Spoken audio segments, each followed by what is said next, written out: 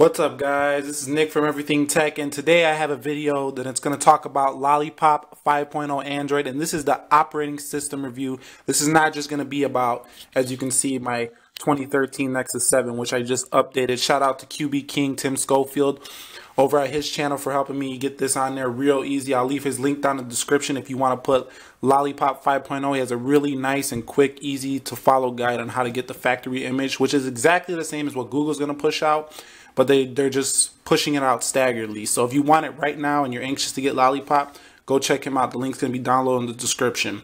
So anyway, in this video, guys, we're going to talk about the top features of Lollipop, the new things. We're just going to talk about all of it. I'm going to split it up into sections, and I'm going to leave those sections down below so you can personalize how you want to watch this video. I'm going to leave it in separate categories. It's going to be kind of a long video, so just stay tuned, guys, and enjoy. So diving right into this, guys, the general UI performance is what we're going to talk about, and for the most part it's pretty snappy. You know, everything is as you would expect from KitKat, a very snappy and smooth experience. They also added a lot of animations. I'm going to go on the lock screen.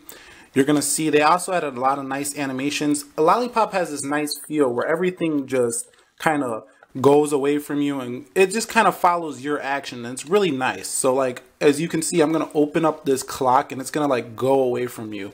So it just follows your actions. Now if you hit the apps, they're going to kind of come in towards you with this nice animation. You see that? Now if you go out, they're going to like fly away from you. So everything is kind of just following the order in which you are operating the system, which I think is very nice design by Google. But as far as it compared to KitKat, I would say, because this is the first release, this is Android 5.0, not 5.1 or 5.2. This is not quite as stable, I would say, as Android KitKat 4.4.4, because this is the first release, and that's a well, polished system after several releases of bug fixes. So I would say as of this point, 4.4.4 is a little bit more stable, although this is really damn close to it. So I wouldn't say it's a big difference, but if you guys want the most stability, I would just wait for maybe one update for this material design to work out a few kinks and bugs. But anyway, as an overall, I think you guys are really going to enjoy it. And if you're an Android purist, which you probably are, and you're in this video, you're going to really enjoy Lollipop. This material design is nice and it's seen throughout. As you can see in the cards UI right here, kind of reminds me of Palm OS.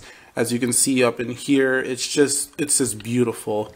Calculator, everything, all the Google apps have been changed. As you might have noticed, you've been getting updates on your phone for Gmail, Calendar, with all those colorful and nice pretty animations that you're seeing in your Android phones or tablets or such. And basically that's all I gotta say about the general UI. It's just really snappy and smooth, and it's pretty much what you've come to expect from a late and great Google operating system, Android. So next category we're going to talk about is new features that have been included in Lollipop. I want to start off with the notification bar, guys. As you can see now, all you got to do is pull down and it comes straight down with you, and the clock, as you can see, it'll get bigger as you come in and it'll shrink as you go out. Everything kind of shrinks. Now you remember in the old tablet UI, you pull down from the right and it would show quick toggles, and then you pull on the left and it show notifications. Well, now it's just straight down, which is kind of like a phone UI. I kind of don't like that because I feel like that's more optimized for a phone, and I think that it could be optimized better for a tablet if they continue to leave the two side shades. But it is what it is. Going on to see the majority of the features, you're going to have to hop into settings. Now you see all the nice design, that's a feature in itself, but I've talked about that in the general UI performance section. But if you go into settings, you're going to see where you see most of your new features. Now if you go into Wi-Fi, pretty much the same stuff, just going to be your current Wi-Fi networks right there. If you go into Bluetooth, it's pretty much the same stuff there. Just the white menu background, which I kind of don't like. Tell me what you guys think about that white background. I kind of don't dig that because I like the dark, and I feel like white wastes more battery as well. Data usage, it's got a nice, it's just a theme kind of, but it's pretty much the same as before. It's the same as exact. This tablet interface is a little different. It's not a straight down menu like it was in KitKat. Now it's double-sided on both sides. If you go into home, you're going to see now they have a section where you can choose your launchers. I have several different launchers. This is a new feature right here. It's called adaptive brightness. Now a lot of people complain that the Nexus 7, this tablet itself, or other phones or things are too bright. So this kind of gives you a screen filtering type of option where if you tap adaptive brightness, it will like actually adapt to the area brightness. So if you're in a really dark room, it'll get even darker than the lowest brightening settings you could see. And I'm going to turn it on and show you guys. You're going to see this screen automatically dim a lot. Did you see that? Almost unreadable. And it was on still. So basically that's adaptive brightness. And I think that'll bode well if you're like reading in bed or something like that. Then you have wallpaper, sleep, you know, the normal shit. It's pretty much the same in that category.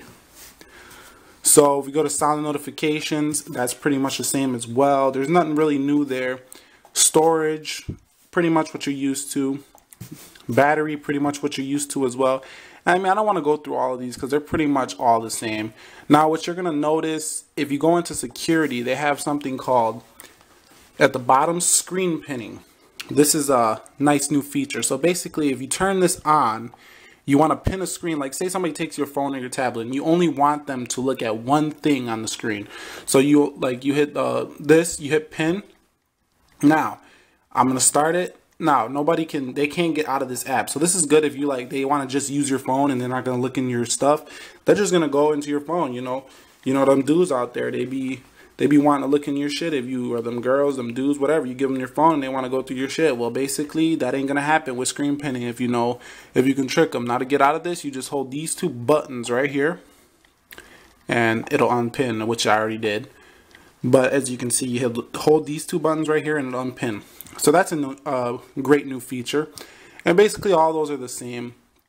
Date and time, those are the same. Accessibility is the same.